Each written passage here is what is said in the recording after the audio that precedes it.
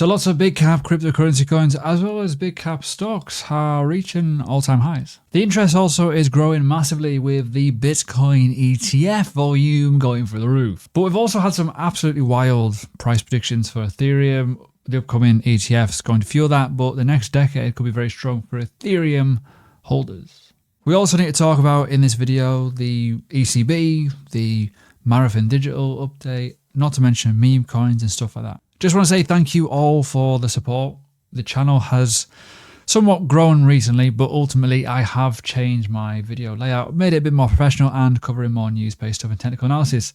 If you like this stuff, as normal, please do like the video and subscribe. I really want, over this side, a nice plaque with 100k on it. Maybe we get one. So as I alluded to before, the world of crypto is starting to get a little bit bullish, very bullish. And I've been saying about this for a while. The news is relatively good. Price action hasn't followed fully yet. However, Robinhood is acquiring Bitstamp. Bitstamp has been around for a while, one of the oldest exchanges, $200 million. However, let's talk about some stats here. Now, Robinhood's been around for a while. It's kind of been up and about. If you watch my previous video, I talked about Robinhood in terms of its effect with Ethereum Classic and stuff like that. Now then, 23.9 million funded customers, 13.7 million, monthly active users with 130 billion assets under custody. That's freaking huge. This is not a small feat. And we're going to talk about more user-friendly elements soon. This is a freaking catalyst in my opinion. When we talk about obviously what's been happening here, it's also launched in the UK. The UK, let's just not go into that. But that is relatively big, in my opinion anyways. Other big news is the fact that the European Central Bank have done an interest rate cut for the first time since 2019. This is relatively huge and it probably is a start of things to come. Now, do I know what's going to happen with the world of crypto or the stock market in terms of what's going to happen with this anticipation that the US is going to do their rate cuts? No idea. Not a clue. Not a Scooby. We'll soon find out. I need to look at the data. I need to see what's happened in the past, but this time is a little bit different, certainly for the crypto market with an election year coming. The fact that some of the stock market elements are at all-time highs, which we are going to talk about in this video mainly. But as I say, the news is very bullish. Things are all-time high. Does it feel a bit bubbly? Maybe. But we need to be very much alert to potential turbulence in the markets. That's the main thing here. Now moving into the world of ETFs. Again, I know. The news is good. Very good. However, the inflows here you can see relatively large. But Google Trend shows that Bitcoin and crypto-related searches are down. They are. Remember a couple of months ago when everything went a little bit berserk and my YouTube channel went from 60,000 subscribers, 72,000 very, very quickly. We got a real big influx. I got a lot of views. A lot of other creators got a lot of views as well. There's a couple of creators. Camel Finance is one that I follow quite a bit. He started off doing videos quite a while ago and all of a sudden he sprouted from 2,000 followers to like 13,000, 14,000. Huge, right? That has happened with a lot of Twitter accounts. It's happened with a lot of YouTube accounts and the price did rise. So did Google searches. That's tailed off a little bit. I feel, personally, we are in a mental state where all-time highs are pretty much almost accomplished for a lot of things right now, certainly on the high caps. We're going to talk about them in a bit. But the interest is very low. Let's talk about the data on these ETFs. This week, so far, has been really, really strong. Massively strong. Look at that. Since the 4th, you can see here, huge and huge. This whole week alone, massive versus the previous period. It has been a fantastic rise in the interest in ETFs. Now, this is overpowering essentially how many mined Bitcoins per day are released to the open market is huge, right?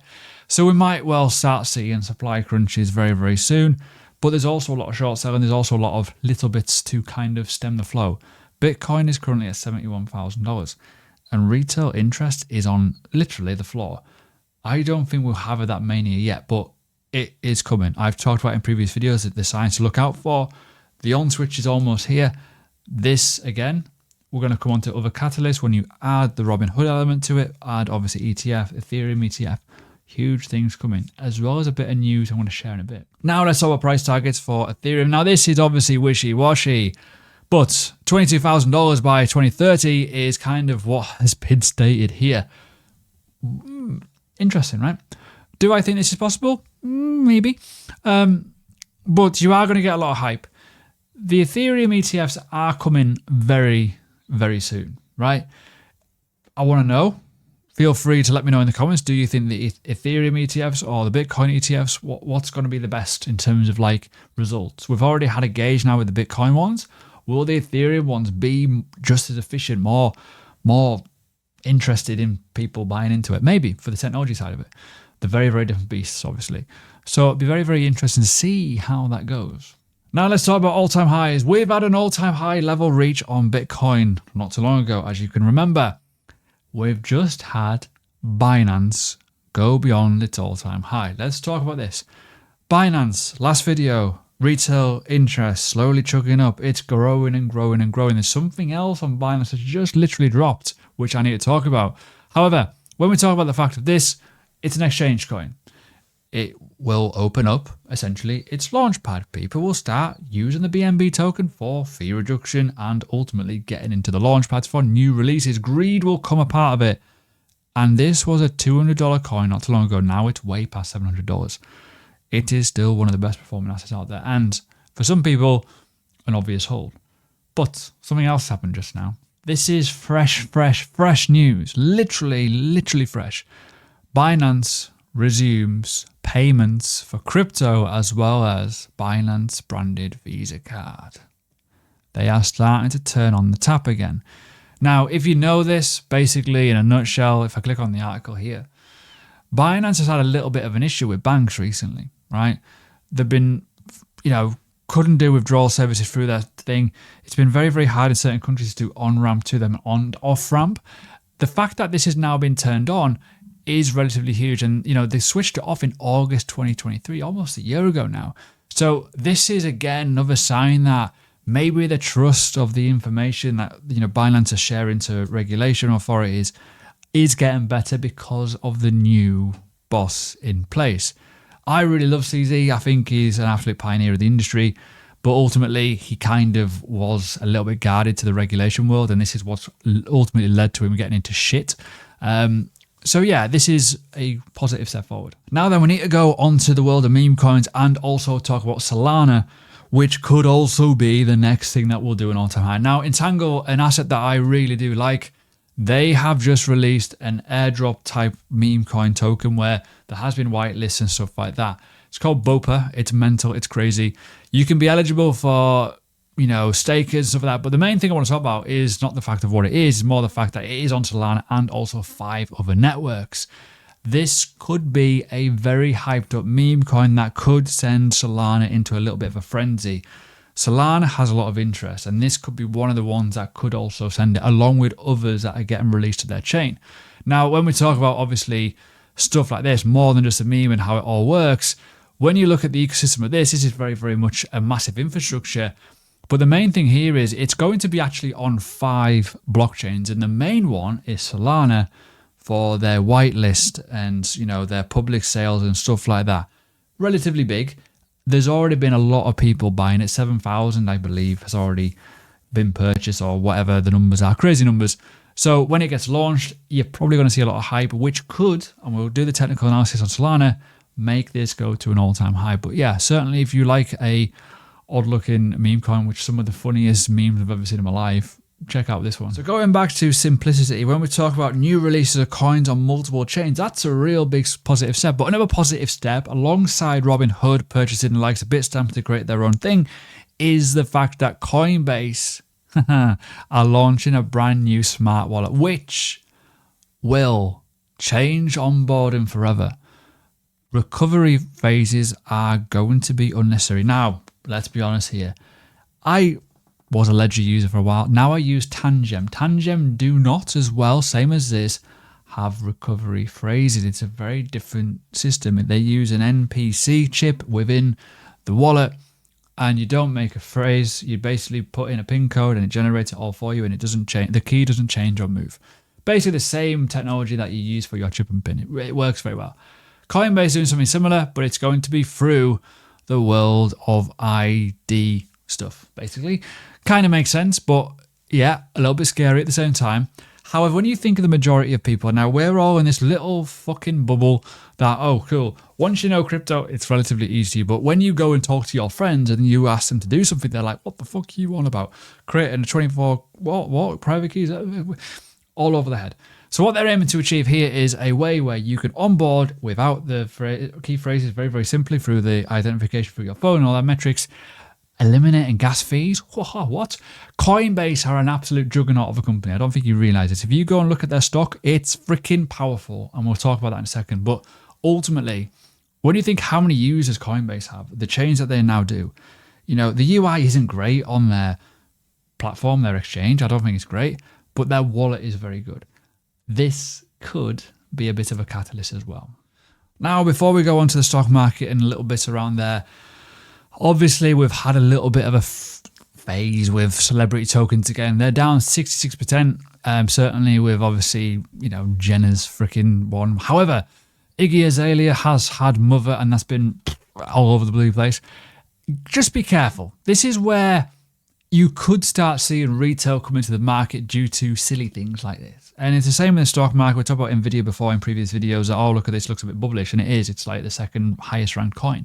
AI is huge in crypto, but also in crypto, so are meme coins. Meme coins bring people to the market. Look at what happened in previous cycles with the likes of SafeMoon and stuff like that. Huge. Not to mention Hex and other bits and pieces. When people think they're going to make money, they'll try and make money and they'll get in and they start losing money and they stay forever. And then you become watching my videos. Unlucky. So yeah, be careful. This is a huge industry and it's getting bigger, and interest is also still here. For celebrities anyways. Now then, the final bit of news, I could talk about NVIDIA and stuff, I'm not going to, but I'm going to talk about Marathon Digital. This is the biggest, at the moment, currently, mining stock, right? This is their production update for May 2024. Operation hash rate has increased. BTC holdings is now 17,857 Bitcoin. Total cash and BTC is of $1.5 billion. This is a huge operation. Now, I have a lot of interest in Bitcoin mining stocks because they also incorporate AI, data management, data centers, etc. So it's not just that. This is a monster. Now, if I go to my Trading 212 account, you can see this is currently my ISA, tax-free. I've only had it for 2 years, as you can see by the invested amount. However, as if you don't know this, you're only allowed 20,000 per calendar year, which is cool. But I do own a lot of crypto mining. So I have ClearSpark, I have Coinbase stock, which is very much awesome. Hut 8, I have Iris Energy, Marathon Digital, a decent chunk, as well as Tierov and Riot, right? If you want me to do a video on Bitcoin miners, I will. Could be a lot of money involved here. Certainly not financial advice, but if you're in the crypto industry and you like Bitcoin or you like crypto in general, these are massive, massive companies. Some of them are into the billions of market cap now. I don't think they're going to go anywhere. Let's do some technical analysis. But before I do that, if any of this is bamboozling you, check out my Patreon to ask me questions. Or if you want to learn technical analysis, check out Learning Crypto, which does have courses and a lot more detail around it. However, let's talk about it. Bitcoin, in my honest opinion, I talked about this on my Patreon video on Tuesday, is getting ready to do something. We're already kind of there. And I did a video on Tuesday this week essentially. Let's go to Tuesday, which is roughly around here. And as soon as I did the video and pressed publish, certainly on my Patreon, it started to move. So, oh shit, it's looking very interesting. And when we talk about this, where this level is, it's like, it looks like it's going to go and test it. We've had a number of rejections at this level of resistance. We've had 3. We've had a deviation of the first all-time high, so obviously here. And then we've had 3. Technically, we're on our 4th test of this now. Interesting. Now, obviously, we've had a correction. We've added a few impulses. But this, in my opinion, looks very, very likely to go and retest all-time high again. We have to be somewhat alert to that. Looking at the weekly time frame, it's looking relatively good. We've had a number of corrections throughout the years. And this looks like another natural correction. We are right up at this level. We are almost, as it stands right now, if we close at this point on the weekly time frame, we are literally at the highest close pretty much than the market's ever had of Bitcoin on the weekly time frame. So it is looking very, very interesting. So yeah, more to come though in terms of all-time high retest. Let me explain. In my opinion, I think Ethereum will do well in the next 6 months. That's my personal opinion. This candle here on the weekly was the biggest since 2022 in terms of a whole week. Massive. Now, ETFs coming out soon. I know. Speculative information coming. My personal belief is we are going to have a shakeout. There will be a sell-off. There will be a bit of a rumble, but it will also shoot from that point, like the Bitcoin one, because buy the rumor, sell the news, right? When you think about it, when that was released, look at the hype, look at what happened, the rumors about it. We've had rumors of an ETF for a while. We were thinking, and I certainly was, oh, it was going to get rejected. It didn't. However, thus being said, it wouldn't surprise me if we go and correct down to these kind of lower 3,000 levels, then go shooting from that point. This is the all-time high of Ethereum. Maybe when Bitcoin overreaches and goes to 80K, if also Ethereum goes to 5,000 nearly, 4,700, new all-time highs, breaks that, maybe retail FOMO will come. Mentioned it before, I'll mention it again. Solana and BNB looking like really good obvious picks. This is BNB. New all-time high. So again, kind of goes against the grain a little bit about obviously beliefs of Binance in terms of how shit it was back in the day. Yeah, same as Solana. I faded Solana so hard, I'm an idiot. But it happens, right? However, Binance is another one, an obvious pick. The juggernaut, essentially, doing very well, right? Yeah, signs of retail potentially coming back. Solana, I know. Big impulse. This is a previous all-time high. We've had a pullback right into these levels. Sure to sign of life. Are we going to go and retest and find new levels? It might actually go and retest all-time highs in the next couple of months, certainly as the market picks up. Now again, we talk about structure and stuff like that. This is a total too. This looks like it's going to get retested in my opinion. Again, we can look at so many different metrics. Could look at the fibs in terms of this level here. We rejected 618. Cool.